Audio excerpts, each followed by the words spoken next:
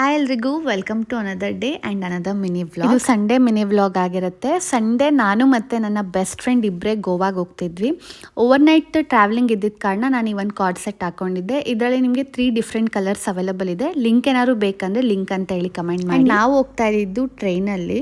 So ಬೆಳಿಗ್ಗೆನೇ ಬೇಗ ಎದ್ದು ರೆಡಿಯಾಗಿ ಆ್ಯಂಡ್ ನಮ್ಮಮ್ಮ ಮಾಡಿರುವಂಥ ಬಿಸಿಬೇಳೆ ಬಾತಿಗೆ 1 ಸ್ಪೂನ್ ತುಪ್ಪ ಹಾಕಿಸ್ಕೊಂಡು ಅದ್ರ ಮೇಲೆ ಸ್ವಲ್ಪ ಬೂಂದಿ ಖಾರ ಹಾಕೊಂಡು ತಿಂದು ನನ್ನ ಗಂಟು ಮುಟ್ಟೆಲ್ಲ ತೊಗೊಂಡು ನಾನು ಮನೆ ಬಿಟ್ಟೆ. ಆ್ಯಕ್ಚುಲಿ 15 to 20 ಡೇಸ್ ಮುಂಚೆನೇ ನಾನು ಟ್ರೈನ್ ಟಿಕೆಟ್ಸ್ ಬುಕ್ ಮಾಡಿದ್ದೆ ಸ್ಲೀಪರ್ ಕೋಚಲ್ಲಿ. ಸೊ ಎವ್ರಿ ಡೇ 3 o'clockಗೆ ಯಶವಂತಪುರಿಂದ ಗೋವಾಗೆ ಟ್ರೈನ್ ಇರುತ್ತೆ. ಇದು ಎವ್ರಿ ಡೇ ಹೋಗುವಂಥದ್ದು. 12 to 13 hours ಜರ್ನಿ ಆಗುತ್ತೆ.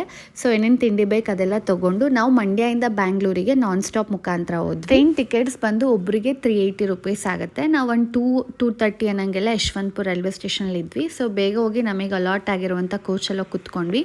ಆ್ಯಕ್ಚುಲಿ ಗ್ರೂಪ್ ಹೋಗ್ಬೇಕಂತ ಪ್ಲ್ಯಾನ್ ಮಾಡಿದ್ದು, ಬಟ್ ಅಟ್ ಲಾಸ್ಟ್ ಎಲ್ರಿಗೂ ಬೇರೆ ಬೇರೆ ಕೆಲಸ ಇತ್ತು ಅಂತ ಹೇಳಿ ನಾವಿಬ್ಬರೇ ಹೋಗುವಂಥ ಸಿಚುವೇಶನ್ ಬಂತು. ಸೊ ಅಲ್ಲಿ ಎಲ್ಲರೂ ಫ್ರೆಂಡ್ಸ್ ಜೊತೆ ಬಂದಿದ್ರು, ಒಂದು ದೊಡ್ಡ ಗ್ಯಾಂಗ್ ಕಟ್ಕೊಂಡು. ಬಟ್ ನಾವಿಬ್ಬರೇ ಈ ರೀತಿ ಇಬ್ಬರೇ ಕುತ್ಕೊಂಡು ಲೂಡೋ ಆಡ್ತಿದ್ದು.